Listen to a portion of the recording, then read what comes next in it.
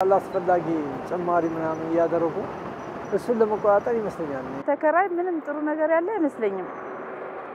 የማስወጣት የማስገባት የምናምን የሚባለው በመክንያት ማስወጣት አለ እንዳለ ለማወቅ አንደኛው ሁለተኛው ደግሞ ለመንግስት ገቢ ለማስገኘት አንድ ሰው ከሚያገኘው ነገር ታክስ መክፈል እንዳለበት የሐዋጅ ማህበረሰቡን ለመጥቀም ነው። እነሱን ሰምተዋል።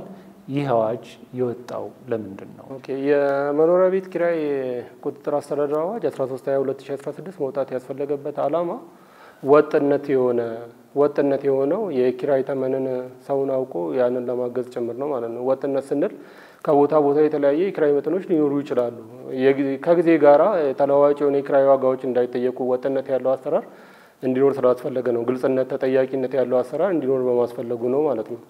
ስለዚህ ሚዛኑ የጠበቀ መሆን እንዳለበት መንግስትም በዚህ ጉዳይ ላይ የቤት ኪራይን ከወቅት ወቅት እየጨመረ እያስቸገረ ያለውን ነገር ተመጣጣኝና ሚዛናዊ ለማድረግ ስለታሰበ ነው ማለት ነው። የመንግስትንም ገቢ ለማሳደግ ነው የሚል ነገር ያነሱታልና እሱ ከዚህ ጋር የተገናኘ ነገር አለው ምንድነው? ከሱ ጋር የሚያያዝ ነገር የለውም። እንደውም ለማበረታታት ነው መንግስት እንደውም የተለያዩ ነገሮችን አሁን ቀድሚያ አዲስ አከራዮች የሚበረታቱበት ሁኔታ ነው ያለው።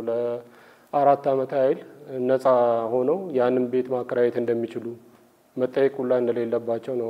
የታክስ እንትኖችን መጠየቅ እንደሌለባቸው ነው ያበረታታል እንጂ የግዴታ ይሄን አይከፍሉም የሚል እምነት ሳይሆን ያለው ከ4 ዓመት በኋላ ለ4 ዓመት ነፃ ሆኖ አዲስ ተከራዮች እስከ 4 ዓመት በነፃ ቤቱን አከራይተው ከዛ የገቢ ግብር ላይ የማይጠይቁበት ሁኔታዎች እንዳለ ነው ለ4 ዓመታት ማለት ነው። አዲስ ለሚገነባ ቤት በዛ አይነት ወይ ነው የተቀመጠው። አዋጁ ተፈጻሚ የሚሆነው እነማን ላይ ነው?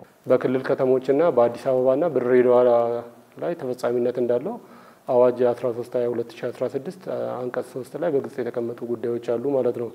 ተፈጻሚነት የማይሆንባቸው ቦታዎች ላይም አሉ።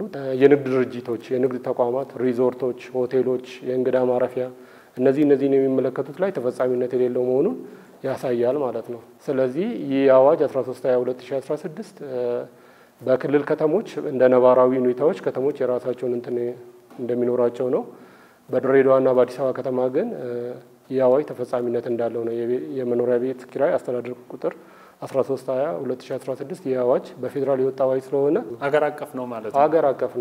ሀገር አቀፍ ነው። ክልሎች ከዚህ አዋጅ በመነሳት የራሳቸውን ነባራዊ ሁኔታ በመጠቀም የራሳቸውን ህጎችን ሊያወጡ ይችሉበታል። ይሁን እንጂ አዲስ አበባና ድሬዳዋ ላይ ግን የተለያዩ ደንቦች፣ መመሪያዎች ይህን ተከትሎ የሚወጡ ነገሮች ይኖራሉ ማለት ነው።